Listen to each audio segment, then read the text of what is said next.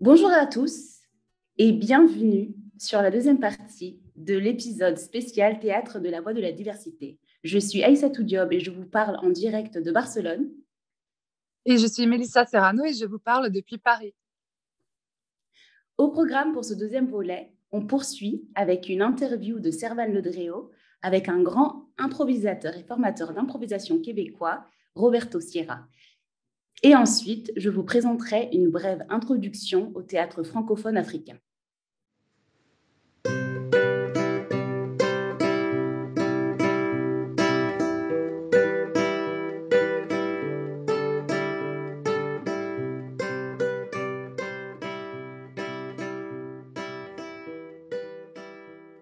Exactement. Donc, nous allons, Aïssatou, commencer avec l'interview de Servan. Donc, Servan a eu la chance de rencontrer Roberto Sierra.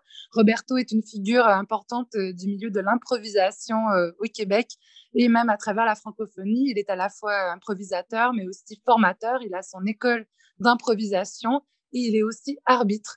Et donc, l'improvisation est une forme théâtrale très importante et nous sommes heureux aujourd'hui de pouvoir mettre cet art en lumière. Et donc, on cède le micro à Servan et Roberto pour cette interview. Bonne écoute.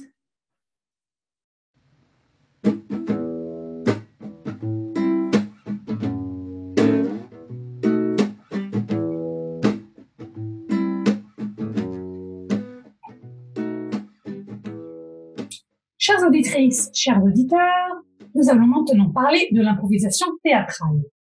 L'impro est une discipline créée au Québec dans les années 70. Elle se déroule sous forme de match, calqué sur un match de hockey, sport national du Canada.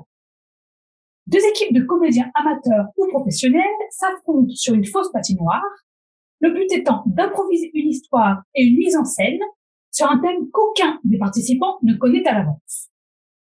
Le public vote ensuite pour l'improvisation qu'il a préférée et l'arbitre peut éventuellement distribuer des pénalités. Mais le tout reste dans une ambiance festive. Cette discipline s'est développée dans le monde entier et notamment dans la francophonie. À l'occasion de la Coupe du Monde qui aura lieu en Suisse du 27 au 30 décembre 2021, je reçois une référence de l'improvisation, Roberto Sierra. Alors, nous allons parler maintenant de l'improvisation théâtrale francophone avec une référence de la discipline, Roberto Sierra, à l'occasion de la Coupe du Monde d'improvisation professionnelle qui a lieu du 27 au 30 décembre 2021 en Suisse et à laquelle vous allez participer. Roberto Sierra, bonjour. Bonjour. Alors vous qui êtes multiple champion du monde d'improvisation, pouvez-vous nous expliquer ce que c'est ou en quoi consiste une Coupe du Monde d'improvisation? Bien, il y a plusieurs formats de Coupe du Monde parce que c'est sûr qu'il n'y a pas juste une seule Coupe du Monde. Il y a plusieurs endroits. Au fait, c'est que c'est très simple de s'accaparer un peu du titre de Coupe du Monde lorsqu'on organise un tournoi international, mais dans la situation qui nous concerne, celle qui va avoir lieu à la fin décembre en Suisse, donc à Villars, je crois que le titre exact, c'est la Coupe du monde professionnelle de Villars. Alors, voilà.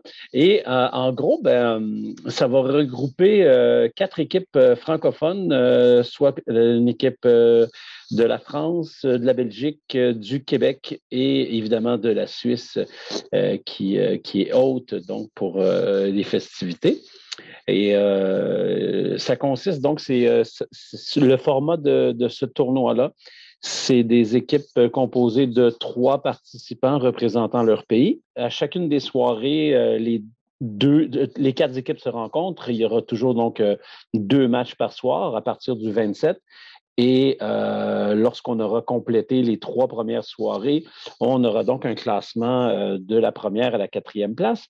Et lors de la dernière soirée, on aura la petite finale entre la 3e et la 4e place et la grande finale pour le championnat entre la première et la 2e place. Voilà, c'est ce qui est prévu. D'accord. Et c'est toujours le public qui vote?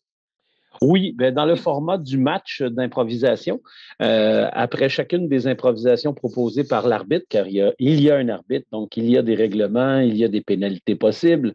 Les équipes, après avoir exécuté ce que l'arbitre a demandé, le participant, donc les spectateurs peuvent, après chacune des impros, voter avec l'aide d'un carton de vote aux couleurs des deux équipes, de mentionner de quel côté ils veulent que le point se dirige. Et donc, on est un peu à la merci des spectateurs. Et voilà. Donc, des fois, nous, on fait des trucs qu'on aime beaucoup, puis le spectateur aime moins. Et des fois, c'est l'inverse. On fait des trucs qu'on aime moins, mais que le spectateur aime beaucoup. Oui. Et en fait, qu'est-ce que ça apporte d'être champion du monde d'impro? Ce que ça apporte? Oui. Ah, avec ça, c'est une fierté déjà. On est content, mais. Ben oui, certain, on est content. Mais je crois qu'au-delà d'être champion du monde, c'est surtout d'avoir participé à beaucoup de compétitions qui sont. Parce que je suis beaucoup plus souvent non champion du monde que champion du monde. Oui. Mais, mais non, c'est l'échange que l'on vit qui est intéressant. Oui. Parce que, premièrement, chacune des équipes, chacun des pays joue différemment. On ne porte pas les mêmes attentions, les mêmes particularités dans le jeu. Et donc, dans l'échange, des fois, il faut communiquer rapidement, comprendre rapidement ce que l'autre propose. Et cette variété-là de jeu, c'est le spectateur qui en sort gagnant parce qu'évidemment, il a la possibilité de voir plein de façons de faire différentes en quelques soirées. Fait qu'on fait rapidement le tour de la francophonie avec plein de petits trucs comme ça. Donc, c'est ce que je retiens le plus. C'est vraiment le plaisir de s'adapter avec chacune des équipes lorsque je me retrouve en situation de contexte international comme ça. Alors justement, voilà, je rebondis sur ça. C'est ça qui est intéressant, c'est savoir quelle est est-ce que vous pouvez nous dire est-ce que vous savez les différences entre chaque pays de la francophonie, du moins du Nord, Québec, France, Suisse et Belgique? Il peut y avoir des particularités entre chaque impro. On sait, il y en a déjà entre la France et le Québec, c'est des impros différentes. Et voilà, est-ce qu'il y aurait quelles sont les différences? Quelles sont les adaptations éventuelles déjà, il y a je dirais qu'il y a des tendances dans chacun des pays et ça fonctionne un peu par période. Il y a quelques années, on pourrait facilement dire que le Québec avait un jeu beaucoup plus physique que les autres pays mentionnés, par exemple. Ce n'est plus le cas à 100%. Je trouve que les Suisses bougent vraiment beaucoup plus maintenant que les Québécois. Avant, j'aurais dit que les Français étaient les chefs d'orchestre au niveau de tout ce qui est des impros un peu plus narrés dans le verbo, tout ce qui est narratif. Maintenant, il y a un équilibre qui se fait. Donc, il y a des tendances. Et comme on se voit plus souvent, je pense qu'on échange beaucoup de nos techniques et on s'adapte avec ce que les autres font et on s'ajuste et on le fait. Donc, je dirais qu'on commence à se ressembler un peu plus tout le monde. Donc là où il y a des différences, c'est le côté culturel qui fait la différence. Parce qu'au niveau des techniques de jeu, je trouve qu'on commence à se ressembler. Après ça dépend qui fait partie des équipes et les compositions parce que chacun a ses spécialités. Donc, peut-être qu'on aura une équipe plus chantante selon l'équipe qu'on a, si c'est des spécialistes en chant.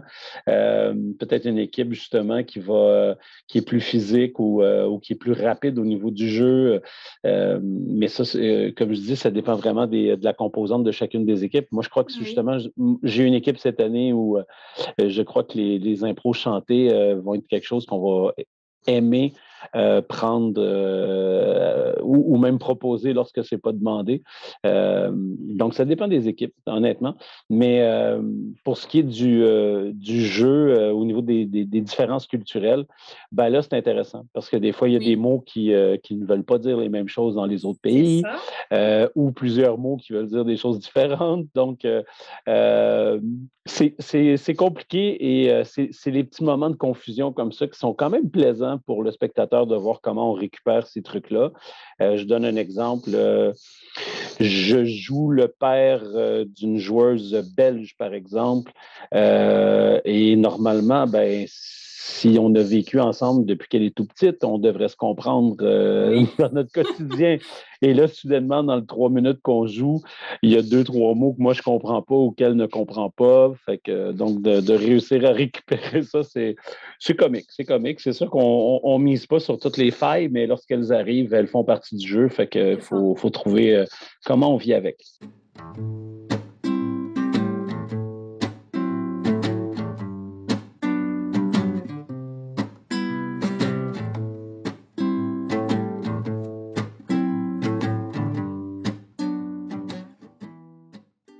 Donc là, j'ai vu donc c'est que les pays du Nord, francophones, Québec, Belgique, Suisse et France. Est-ce que dans votre expérience quand même assez grande de l'improvisation, est-ce que vous avez déjà travaillé avec des pays d'Afrique francophone? Est-ce qu'il y a de l'improvisation dans les pays africains? Il y en a moins, mais il y a quand même une tendance qui se développe bien en ce moment, ce qui est en Algérie, en Tunisie, au Maroc, il y en a. Souvent, les difficultés, c'est dans les déplacements, c'est l'organisation, c'est le budget qui est relié à tout ça, que c'est des fois un petit peu plus difficile d'accès ou qui permettent un peu des déplacements plus compliqués parce qu'il n'y a pas les mêmes structures, il n'y a pas le même engouement non plus derrière tout ça. Mais ça se développe bien en ce moment, ça se développe bien, mais c'est vrai que la plupart du temps, c'est pas mal ces 4 pays-là qui se retrouvent dans les compétitions comme ça. Et à l'occasion, on a la chance d'échanger avec des pays africains. Moi, j'ai eu la chance, entre autres, beaucoup avec le Maroc, d'échanger. Et ça apporte, là, le côté culturel est encore plus grand, évidemment, je trouve, en tout cas pour moi, tout simplement parce que j'ai eu moins d'échanges avec eux. Donc, le terrain est plus vaste pour moi de découvertes et de nombreuses surprises lorsqu'on se comprend pas ou lorsqu'on développe des trucs ou des histoires tout à fait différentes parce que, justement, le côté culturel vient aider dans ces décisions-là. Fait que j'aime beaucoup par contre. Ça, c'est sûr que si on avait la chance de faire une Coupe du Monde francophone impliquant il y a à peu près une quinzaine de pays francophones, si on pouvait tous les avoir lors d'une compétition comme ça, je pense que on en sortirait grandi, tout le monde, c'est sûr. Merci beaucoup et bon courage, bonne chance. Je sais pas si on peut dire bonne chance aussi au théâtre. Peut avoir de malheur de dire bonne chance. On peut le dire. Il n'y a pas de problème. Je ne suis pas superstitieux, pas sur ce point-là. Ça ne me dérange pas du tout. Non, on a bien hâte. Ça va être rigolo. En fait, c'est la 3e édition de ce tournoi-là qui a lieu à Villars. Merci beaucoup. Et ça me fait plaisir.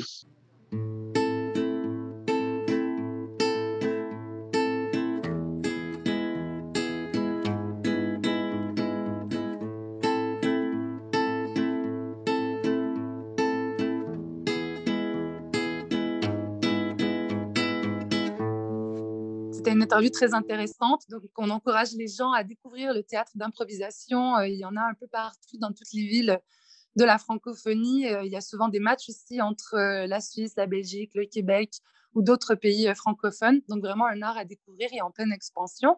Maintenant, Aïssatou, tu vas nous parler de l'histoire du théâtre francophone en Afrique. Donc, je te laisse la parole afin de nous éclairer sur ce sujet fascinant. Exactement. Donc, comment ne pas parler du continent africain lorsqu'on évoque le théâtre francophone? L'Afrique est surnommée le continent de l'oralité. Son histoire est intimement liée à la tradition orale. Le savoir se transmet de génération en génération à travers la parole, celle des ancêtres, grâce aux conteurs. Si l'on retrace rapidement le rapport de l'Afrique francophone au théâtre, on doit s'arrêter premièrement aux années 60, période des indépendances des anciennes colonies françaises. Donc, à travers le théâtre, les auteurs et dramaturges souhaitent se réapproprier leur histoire et leur culture à travers des pièces de théâtre, se réinventer, loin du modèle classique et occidental du théâtre, et créer un propre langage à partir de la langue française avec l'introduction d'onomatopées, d'interjections, de prénoms ou proverbes africains dans l'écriture des pièces de théâtre. Et Aïssatou, est-ce que vous pourriez nous parler de certaines œuvres phares ou importantes de ce théâtre ?